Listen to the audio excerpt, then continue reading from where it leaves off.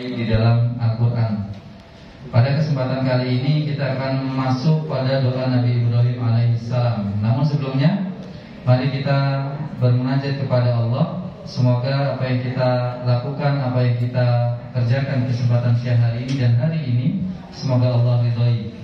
Kita awali dengan sebuah doa sebagaimana biasa kita ucapkan, mohon diikuti. Subhanaka la ilma lana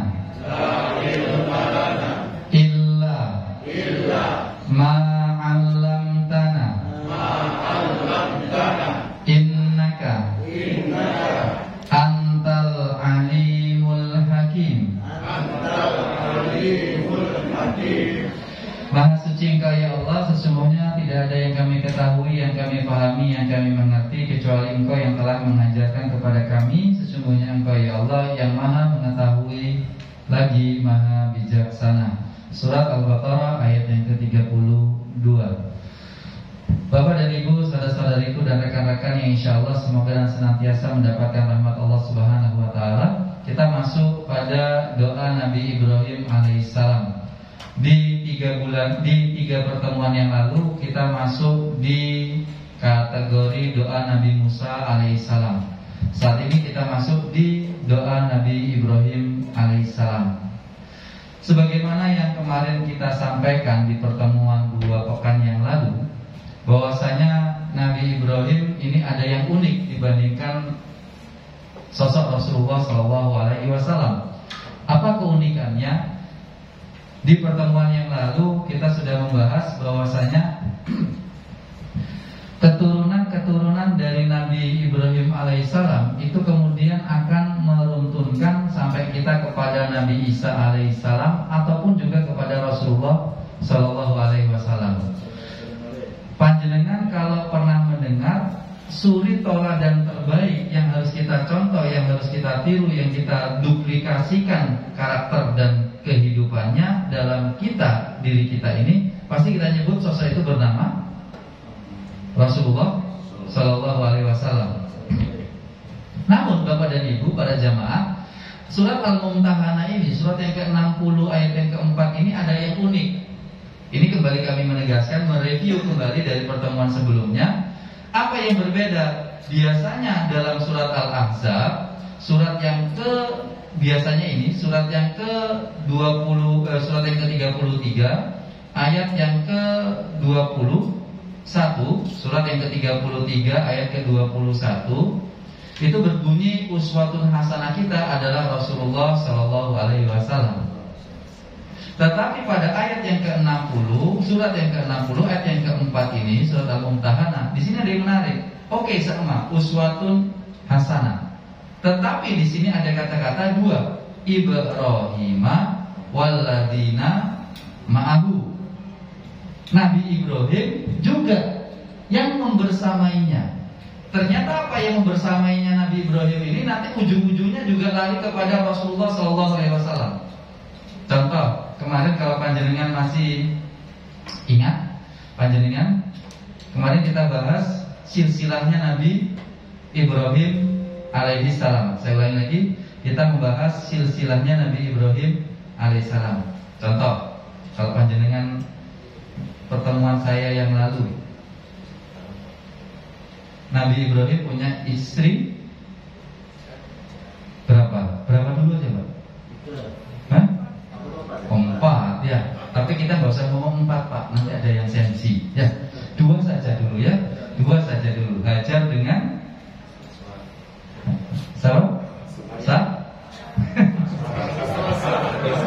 Sarah. Ini biasanya yang agak sulit nyebut nama ini berarti ada sesuatu keterikatan dengan nama itu. Ya. Kalau sulit nyebut Sarah, biasanya ini bisa jadi mantan ini. Bisa jadi ya. Pertanyaan saya, panjenengan lebih suka kata mantan atau kata alumni? Alumni. Soalnya kalau alumni bisa reunian. Kalau mantan sulit ketemuan ya. Nanti gak enak kalau mantan ketemu. Dari Nabi Ibrahim waladina ma'ahu, dan yang membersamainya. Saya tunjukkan lagi redaksinya. Qudwatun hasanah kita ataupun uswatun qudwah dan uswah hasanah kita adalah Nabi Ibrahim walladzina ma'ahu, dan mereka yang kemudian membersamai dengan dia. Siapakah yang dimaksud mereka walladzina ma'ahu di sini? Itu adalah kalau kita rentetkan, Hajar punya anak namanya Sarah punya anak namanya Ishak. Ujung-ujungnya nanti Nabi Ismail ini adalah kepada Rasulullah SAW. Sedangkan Ishak punya anak namanya kemarin Yakub. Yang dikenal dengan nama lain adalah Israel. Yakub itu dikenal dengan Israel. Yakub punya anak jumlahnya 12. Ada 12 anak. Salah satu di antaranya adalah namanya Yusuf. Dari 12 anak ini, maka karena Yakub disebut dengan Israel, maka 12 anak ini dikenal dengan Bani Israel. Karena yang namanya Bani keturunan. Di antara 12 anak Yakub ini ada yang namanya adalah adanya Simon, Gad, Aher, Dan, Bunyamin, Nabi Yusuf dan seterusnya. Di antara 12 anak ini nanti kemudian menurunkan kepada yang namanya Nabi Musa alaihi salam. Jadi Bapak Ibu, di antara Nabi Yakub ini putranya ke Nabi Musa melewati 3 generasi. Ada Amr, ada Khod, ada Imron. Imron bapaknya Nabi Musa. Tapi yang sering kita kenal adalah Nabi Musa itu nabinya Bani Israil. Padahal tidak.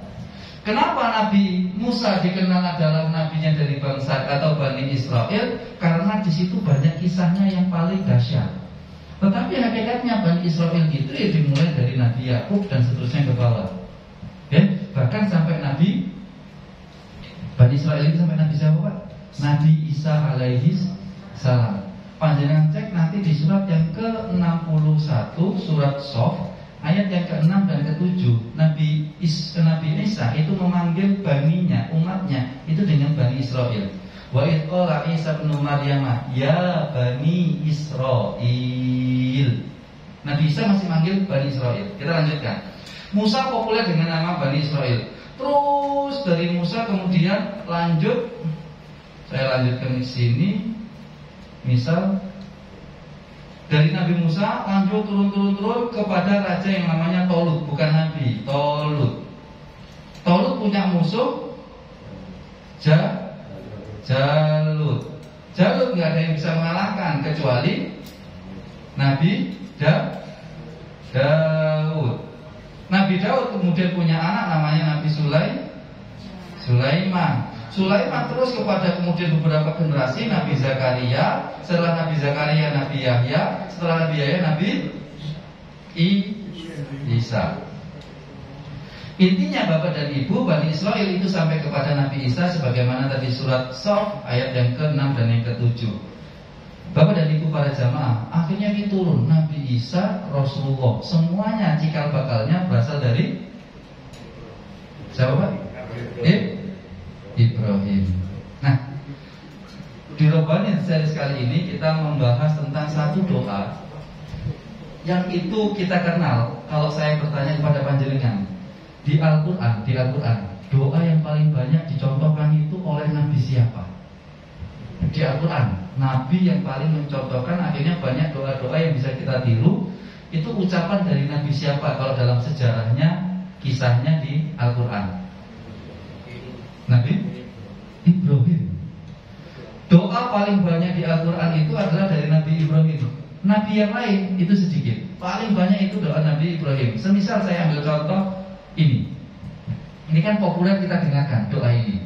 Siapa sih yang enggak pernah mendengarkan doa ini? Doa yang pertama, Robbi habli minas solihin. Oh, ini populer sekali. Singkat, padat, akurat, tajam, terpercaya. Robbi habli minas solihin. Yang kedua, Robbi ja'alni muqimas sholat wa min dzurriyyati rabbana wa taqabbal doa. Ini populer juga kita dengarkan. Bahkan dikatakan ini adalah doa kalau ingin punya keturunannya itu rajin sholat. Maka lafalkan, jangan sampai lupakan doa pada surat yang ke-14 ayat yang ke-40 ini. Angka cantik 1440 atau 1440. Ada juga doa mereka yang cinta dengan tanah air, biasanya menggunakan ayat ini juga. Wa qala rabbi ja'al hadza baladan aminan. Ya Allah, jadikanlah yang namanya negara kami, bangsa kami ini, itu adalah menjadi bangsa yang selalu mendapatkan kenyamanan, ketenangan, keamanan, dan seterusnya.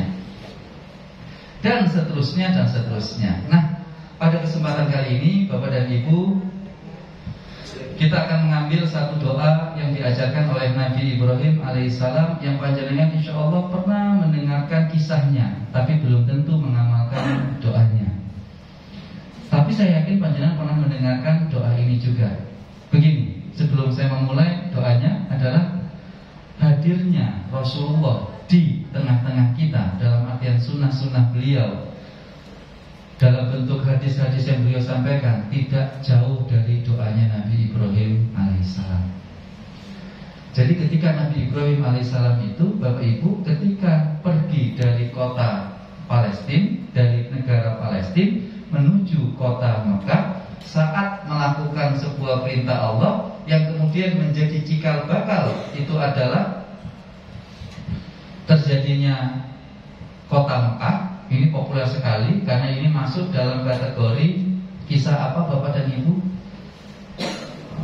Nabi Ibrahim membawa istrinya Hajar ke sebuah lembah padang tanus gersang yang tak berpenghuni, membawa Ismail bayi. Hajar saat itu dibawa karena kecemburuan Sarah. Karena kecemburuan Sarah. Nah, jadi cemburu itu dari dulu memang sudah pakem antara istri yang panjenengan yang nyebut ya, lanjutkan Pak, tanggung jawab ya. Saya tidak menyebutkan istri yang dan istri yang kedua. Pak Ribut menyebutkan, berani beliau menyebutnya. Baik. Soalnya ini agak-agak sensi. Ada kejadian itu Bapak dan Ibu salah memahami pesan, salah memahami makna dari dalil-dalil yang ada. Semisal gini, hadisnya ini benar Pak, an-nikahu sunnati. Nikah itu adalah sunnahku. Sunnah itu ibadah. Akhirnya si suami itu pas nikah itu Pak, gak ngomong sama istrinya, dikomplain sama istrinya. Kamu kenapa wahai ayah, kok nikah kok gak cerita-cerita ke aku? Kata suaminya, loh kan nikah itu ibadah. Kalau ibadah dicerita-ceritakan nanti riya. Nah kalau ibadah digabung sama riya, pahalanya gimana Pak? Bilang. Makanya aku beribadah nggak bilang. Nah itu salah memahami dalil itu Bapak Ibu ya. Nah ini ibu juga perlu hati-hati, bapak-bapak juga hati-hati dalam memahami dalil. Ataupun juga yang anak-anak yang remaja, ini salah memahami dalil juga. Ustaz, saya itu loh setiap Jumatan itu selalu bersedekah Ustaz. Kok bisa? Jadi kalau sholat Jumat itu kan pasti kotak infak itu berputar, lewat. Nah, kotak infak lewat itu Ustaz, tak senyumin Ustaz. Nah, jadi saya itu setiap Jumat itu bersedekah. Loh kok bisa? Loh karena kan senyum itu adalah sedekah. Saya komplain Pak, mohon maaf, pesannya bukan seperti itu. Jelas-jelas hadisnya berbunyi seperti ini. Tabassamu ka fi wajhi akhika sedekah. Senyummu ke wajah saudaramu sedekah, bukan senyummu ke kotak infak. Nah itu sudah salah, objeknya sudah salah, pesannya sudah salah. Maka hati-hati dengan pesan yang disampaikan oleh Allah ataupun oleh Rasulullah di dalam redaksi-redaksi dalil Al-Quran ataukah hadis. Ibunda Hajar dicemburui oleh siapa? Sarah. Ibunda Hajar dicemburui Sarah. Akhirnya disuruh membawa ke jauh-jauh dari rumahnya. Dibawalah ke Mekah.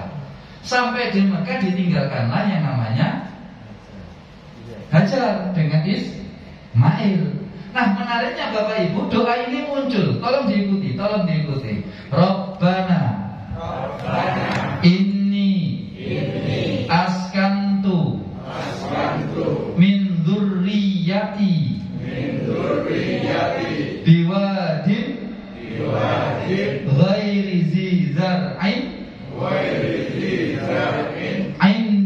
baitikal muharram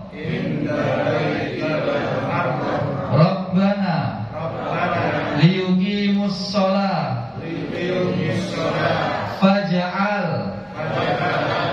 af'idatan minan nasi tahwi ilaihim warzuquhum minas samarati la'allahum yashkurun. Suasananya mirip kayak umroh, Pak. Kalau panjenengan yang pernah umroh, biasanya gitu. Kalau doanya pasti dipimpinnya seperti itu kurang lebih. Doa ini surat Ibrahim ayat yang ke-37. Setelah Nabi Ibrahim meninggalkan istrinya, setelah Nabi Ibrahim meninggalkan putranya, Nabi Ibrahim pergi meninggalkan. Saya ulangi lagi, meninggalkan. Bapak Ibu, saudara-saudara yang dimuliakan oleh Allah Subhanahu wa taala. Doa ini berarti dibaca saat seorang laki-laki meninggalkan istrinya. Dalam konteks baik, bukan konteks yang buruk. Maksudnya apa? Karena ada kewajiban yang harus ditinggalkan, tapi ada kewajiban yang harus dilakukan. Jadi mohon maaf bapak-bapak, saya bertanya kepada bapak-bapak, Al-Quran itu diamalkan apa tidak? Diamalkan.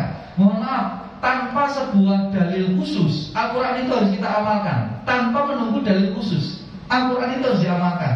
Semua kebaikan di Al-Quran harus kita amalkan. Salah satunya kata nasihat guru saya kepada murid-muridnya saat itu mengatakan, amalkan doa ini saat engkau hendak meninggalkan orang-orang yang engkau tinggalkan di rumah itu. Dalam bahasa mudahnya adalah, bapak-bapak, saya mengajak panjenengan mengamalkan doa ini, membaca doa ini saat bapak-bapak meninggalkan rumah.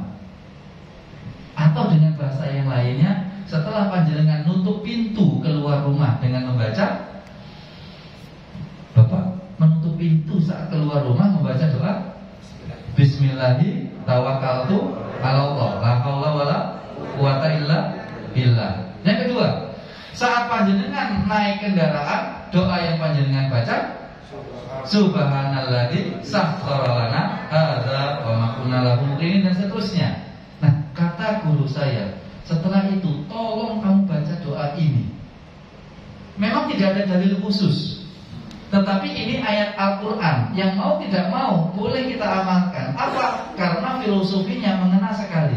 Mohon maaf, saya yakin bapak-bapak ini kan sudah punya anak dan sudah punya cucu, dan saya pastikan sudah punya istri. Karena nggak mungkin, agak sulit sudah punya anak nggak punya istri. Tapi apakah mungkin? Ya mungkin, Pak. Ada kejadian yang seperti itu. Nah, ketika ini kita praktekkan, maka saat kita meninggalkan rumah itu, apa yang terjadi? Ada yang menjaga kewajiban kita yang kita tinggalkan. Bapak-bapak khususnya, ibu-ibu pun juga sama. Ibu-ibu punya kewajiban menjaga anak, ibu-ibu punya kewajiban mendidik anak. Tapi ibu-ibu kemudian meninggalkan rumah. Lalu siapa yang mendidik itu? Siapa yang menjaga anak-anak kita? Ini dengan bapak-bapak. Maka di rumah ada kewajiban kita, di luar ada kewajiban kita. Kewajiban, kalau ketemu kewajiban, nggak boleh dipertemukan dalam satu aktivitas secara ilmu fikih, nggak boleh. Kalau ada yang wajib ketemu wajib, harus pilih salah satu. Bapak punya kewajiban mencari nafkah, bapak punya kewajiban mendidik anak. Sama-sama kewajiban ketemu kewajiban. Langsung Pak, dua-duanya dipakai sulit. Ibaratnya melaku, kudu kanan kiri, ojo langsung mencolot loro karune. Nek mencolot loro karune, jadi simpuing, tuing, pocong. Dan itu capek kita, jatuh kata ibu tadi. Maka kalau hukum fikih itu kewajiban ketemu kewajiban, harus pilih salah satu. Tapi kalau dalam hukum fikih sunnah ketemu sunnah, boleh nggak Pak? Ibu, digabungkan dari satu? Boleh. Kalau sunnah ketemu sunnah, boleh digabungkan. Tapi ada term and condition applied-nya. SK ketentuan berlakunya ada. Contoh, sunnah ketemu sunnah boleh dipraktekkan dalam satu waktu, boleh. Panjenengan semisal nanti sunnah puasa sunnah Senin Kemis, puasa sunnah Senin, Kamis. Lalu tiba-tiba kok yo pas hari Kamis itu puasa tanggal 10 misalnya, Muharram. Hukumnya apa? Sunnah. Panjenengan niatkan langsung 2. Ya Allah, hari ini kok yo pas hari Kamis, plus kemudian puasa Asyura. Oh, ini cocok, sekali puasa diniatkan 2. Kita melakukan satu puasa tapi dapat 2 pahala. Dan boleh. Contoh yang kedua, sholat zuhur, masuk ke masjid, sunnahnya apa? Tahiyatul. Sebelum zuhur, qobliyah. Menunjukkan tanda di situ ada 1 menit atau 2 menit lagi. Panjenengan masuk masjid 2 menit, 2 menit. Padahal ingin tahiyatul masjid ambil qobliyah. Iya, sunnah ketemu sunnah boleh digabung. Akhirnya gabung Pak, diniatkan. Tetapi jangan di skenario. Budal masjid kok sih? Wes tak hitung iki mau. Nek budal sekarang sampai di masjid masih ada 10 menit. Kalau 10 menit 2 rakaat tahiyatul masjid, 2 rakaat qobliyah atau 4 rakaat qobliyah. Tunggu dulu, kita pasin-pasin sampai masjid itu tinggal 2 menit. Jadi kita sholat 2 rakaat tapi dapat 2 sholat. Nah ini kan di skenario. Nah kalau yang skenario ini nggak diperkenankan. Tapi kalau memang kondisinya sudah seperti itu, kayak tadi puasa Asyura dengan puasa Kamis, monggo silakan. Tapi kalau wajib ketemu wajib nggak boleh. Contoh puasa nazar. Panjenengan punya puasa nazar 10 hari. Lalu sama Allah hajatnya dikabulkan. Akhirnya panjenengan punya tanggungan puasa nazar, hukumnya wajib. Lalu disuruh praktek, langsung disuruh melakukan. Nanti dulu, tak tahan. Mumpung sebulan lagi Ramadan datang. Kira-kira boleh nggak Pak? Pas puasa Ramadan hukumnya wajib, lalu kemudian kita mengamalkan puasa nazar. Ini nggak diperkenankan. Kenapa? Wajib ketemu wajib, nggak boleh dijadikan satu. Bapak dan Ibu yang dimuliakan oleh Allah Subhanahu wa taala, jadi panjenengan kesini itu wajib mencari nafkah, tapi yang di rumah panjenengan nggak bisa kehilangan kewajiban, tetap.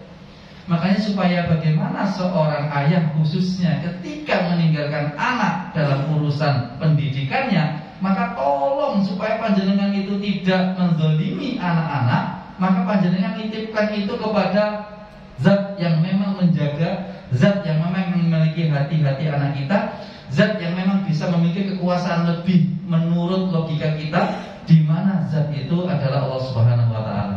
Maka saya meminta, monggo panjenengan mau baca atau tidak, tapi saya selalu memiliki amalan ini. Sama halnya dengan ibu-ibu, panjenengan punya kewajiban mendidik, merawat anak dan lain sebagainya, tapi kemudian ditinggalkan. Yang merawat siapa? Yang merawat orang lain. Karena wilayah ini Bapak, ini memang kewajiban yang boleh kita tinggalkan. Tapi ketahuilah, dalam nantinya suatu saat ada kewajiban yang gak bisa kita tinggalkan. Ada kewajiban yang tidak bisa kita tinggalkan. Salah satunya kewajiban ibu. Karena ibu memiliki lebih banyak sumber pahalanya ketimbang bapak-bapak. Contohnya bagaimana? Ada kewajiban yang gak boleh ditinggalkan. Mohon maaf, pendidikan anak bisa mungkin dalam tanda kutip, bisa dalam tanda kutip digantikan oleh guru. Pendidikan anak bisa digantikan oleh orang lain, kakek neneknya. Misalnya bapak punya baju kotor, seharusnya ibu yang nyuci Pak. Tiba-tiba bapak membersihkannya baju kotor itu pakai siapa Pak? Pakai bantuan siapa? Pembantu. Bisa Pak. Membersihkan baju digantikan pembantu. Bapak kemudian ingin membersihkan rumah, ibu sibuk. Akhirnya bapak nyuruh siapa? Pembantu. Boleh Pak. Semuanya itu bisa bapak dan ibu digantikan. Tapi suatu saat ketika si suami meminta hajatnya ke istrinya, kira-kira bisa digantikan atau tidak Pak? Bu, setrika, gak iso Pak, sibuk, digantikan pembantu. Bu, tolong dicuci, gak iso Pak, sibuk, bisa digantikan orang lain. Bu, aku pingin. Ya Pak, lalu aku ganti, aku tambah semangat ya Pak ya. Jadi suatu saat namanya kewajiban, sama halnya suami seperti itu. Suatu saat tidak akan bisa tergantikan. Itu namanya kewajiban. Maka indahnya dalam Islam, kewajiban itu satu sisi bisa ditinggalkan selama ada kewajiban yang lain, tapi suatu saat ada kewajiban yang memang tidak bisa kita tinggalkan. Dan yang terakhir, Bapak dan Ibu yang dimuliakan oleh Allah Subhanahu wa taala, ada sebuah makna dari doa ini terkait dengan interaksi kita dengan pasangan dan dengan anak kita. Apa itu? Bapak dan Ibu, saudara-saudariku yang dimuliakan oleh Allah Subhanahu wa taala, ada 1, 2, 3, 4, 5 terkait dengan 5 poin terkait dengan makna dari doa ini. Saya persingkat di sini. 1. Ada sesuatu yang menarik terlebih dahulu sebelum ini, saya sempat terlupa. Bapak Ibu pasti paham bahasa Arab sedikit banyak. Saya nanya ini, Robbana, kalau ada kata na, itu artinya jamak apa tunggal? Jamak, kami, ya kan? Kalau pakai kasroh kemudian ya, ini tunggal apa jamak? Tunggal. Ada yang menarik, Pak. Kenapa Robbananya itu jamak? Seharusnya kan kalau sudah pakai Robbana, seharusnya pakai jamak juga. Ya Allah, ya Tuhan kami, sesungguhnya kami meminta. Biasanya gitu. Ini kok menarik. Setelah menggunakan Robbana, ya Allah, ya Tuhan kami, aku, dari jamak jadi tunggal. Padahal bahasa Tuhan ketika kita meminta itu kan bisa tunggal, Robbi. Jadi kalau paling idealnya kata-kata ini diawali dengan kata-kata Robbi. Robbi ini askantu, karena menggunakan tu, bukan menggunakan na. Kalau kita itu tinggal askanna. Maka di sini ada sesuatu yang menjadi tanda tanya besar. Kenapa setelah jamak untuk menyebutkan Allah, kemudian berdoanya itu sifatnya adalah personal, tunggal? Hikmahnya adalah dalam tafsir Imam Fakhrul Razi dikatakan bahwasanya ketika kita mengucapkan Robbana, itu kita meminta semua hal dari semua kebaikan Allah. Semua hal Tuhan kami kita mewakili. Mulai Allah itu Asmaul Husnanya itu, Allah itu Ar-Rahman, Ar-Rahim dan sebagainya, kita berharap. Semuanya itu kita harapkan. Bukan hanya kemudian Asmaul Husna Allah yang misal Ar-Rahman, Asmaul Husna Allah yang Ar-Razzaq, Asmaul Husna Allah yang Al-Wahhab. Jadi kalau sudah Robbana, kita berharap semuanya kemahakuasaan Allah ingin kita rasakan. Yang kedua, ketika menggunakan Robbana menunjukkan bahwasanya yang kita harapkan ini kepentingannya itu bukan untuk diri kita, tetapi ada yang unsur yang lebih lagi, yaitu orang yang lebih banyak lagi. Tetapi kenapa kok ditutup dengan kata-kata ini aku? Disitulah kesadaran seseorang akan sebuah tanggung jawabnya. Di situ penekanannya. Ada rasa tanggung jawabnya, dia tidak bisa, tapi dia itu merasa masih memiliki. Akhirnya dia kemudian memohon kepada Allah. Dalam bahasa lain, ini adalah kesadaran diri tentang sebuah tanggung jawab. Dia tidak bisa melakukan, tapi dia tetap sadar dirinya masih punya tanggung jawab. Maka Bapak dan Ibu, kembali lagi di poin ini. 1, Robbana inni askantu. Urusan dunia perlu perjuangan. Jangan urusan dunia dibuat enak. Yang enak itu nanti di akhirat. Di dunia itu tidak ada yang enak. Makanya kata-kata Robbana inni askantu, ya Allah, aku letakkan anakku itu di tanah padang tandus gersang. Itu kira-kira enak atau tidak, Pak? Tidak enak. Zaman sekarang mohon maaf sekali. Apa itu? Anak-anak kecil semuanya difasilitasi. Ruang tamu dulu, Pak, mungkin yang dikasih AC itu adalah kamar tidur. Tapi nanti ujung-ujungnya ruang tamu pakai AC. Masuk mobil pakai AC. Sampai sekolahnya, di lobi sekolah ada AC. Di kelas ada AC. Sekali sumu, saya nanya, sekali sumu, kira-kira apa yang diucapkan oleh anak itu, Pak? Komplain apa bersyukur? Komplain. Dan yang seperti ini banyak sudah saya temukan. AC, akhirnya jadi anak AC. Kena panas dikit, komplain. Suatu saat saya ngomong ke beberapa murid saya naikkan bemo, itu dikomplain. Alasan orang tuanya masuk akal, tapi saya juga punya alasan yang masuk akal. Apa itu? Ini saya sampaikan kepada orang-orang kaya. Saya sampaikan, Ustaz, saya tidak ingin anak saya itu susah seperti saya. Kemudian saya balik, Pak, Bapak dulu pas jadi orang kaya ini diawali susah apa kaya? Diawali susah, Ustaz. Oh, berarti susahnya bikin kaya. Kalau orang kaya, Pak, kira-kira jadi kaya apa tidak? Jadi, tapi kemungkinan tidak merasa. Mirip dengan ucapannya Bob Sadino. Bob Sadino mengatakan kalau instansi itu, perusahaan itu sudah generasi ketiga, tunggu saja penurunannya. Generasi ketiga. Tahu kenapa, Pak? Generasi pertama yang dari nol, merasakan susahnya perjuangan. Generasi kedua menikmati, anaknya masih sedikit tahu kisah, meskipun dia sudah nyaman. Generasi keempat, generasi ketiga siapa? Cucu tidak tahu Pak ceritanya. Dan cucu dari awal kalau ketemu sama mbahnya, cucu itu diapakan? Pelayanannya dan fasilitasnya oleh mbah ini. Wih, over. Apa yang terjadi? Sudah, mbahnya meninggal, bapaknya sudah selesai, cucu yang memegang perusahaan itu dari kecil merasakan nyaman semuanya. Kata Bob Sadino, lihat saja, tunggu penurunannya perusahaan itu yang dipimpin oleh generasi ketiga. Kenapa? Karena dari awal itu tidak ada perjuangannya. Dan saya sudah melihat sendiri, Pak, anak kecil megang tas saja loh, Pak. Megang tas itu nggak diperkenankan. Jadi kalau istilahnya kami dulu di sekolah itu, tas itu jalan sendiri. Keluar dari mobil, anaknya jalan, tas itu di belakang jalan sendiri, Pak.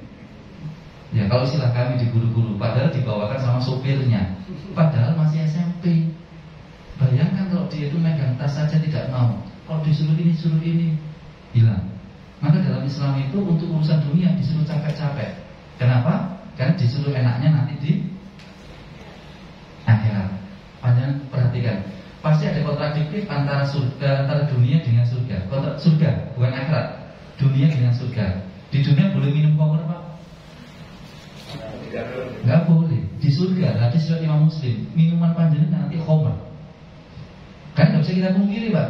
Khamr itu malu-malu bapaknya ya. Saya aja nggak pernah, tapi bisa tegas nikmat itu Pak khamr itu ya. Meskipun saya nggak pernah, Pak. Loh, kok bisa? Saya bisa mengatakan nikmat ya karena saya nanya sama yang minum. Bahkan dalam sebuah mau rapat dakwah gitu Pak ya, ngomong, Ustaz, nanti ada teman kami masih minum, gimana Ustaz? Saya bilang ya tahapan-tahapan khamr itu ada sendiri kok pencegahannya. Kata yang sudah nikmat. Di dunia nggak boleh khamr, di surga sepuasnya. Di dunia tidak boleh melakukan perzinahan dalam tanda kutip, di neraka nanti ada sendiri kenikmatannya itu yang bisa terasakan. Di neraka, di surga, di surga itu kenikmatannya memberikan kenyamanan, ketenangan dan sebagainya. Di dunia kita nggak bisa merasakan ketenangan, kenikmatan, adanya perjuangan. Intinya antara dunia dengan surga pasti ada kontradiktifnya, nggak mungkin tidak. Maka jangan samakan antara surga dengan dunia. Apple to apple-nya nggak pas. Contohnya ibu-ibu nanya, Ustaz, di surga itu gimana tuh Ustaz? Nanti kalau suami punya istri dua, itu nanti yang di surganya itu bagaimana? Nanti ketemu eker-ekeran Ustaz. Karena ini kemudian ini ketemu ini kan cemburu dan sebagainya. Hadis Rasulullah mengatakan, satu riwayat Imam Muslim, akan hilang kecemburuan. Loh, kan enak. Akan hilang kecemburuan dan lain sebagainya. Intinya kontradiktifnya itu pasti ada. Nah sama halnya di dunia. Benar-benar. Coba panjang perhatikan. Untuk urusan dunia, nggak usah jauh-jauh surga. Surganya di dunia ini adalah ibadah. Coba perhatikan. Untuk ibadah apakah yang dipersulit? Nggak ada, Pak. Untuk ibadah nggak ada yang dipersulit.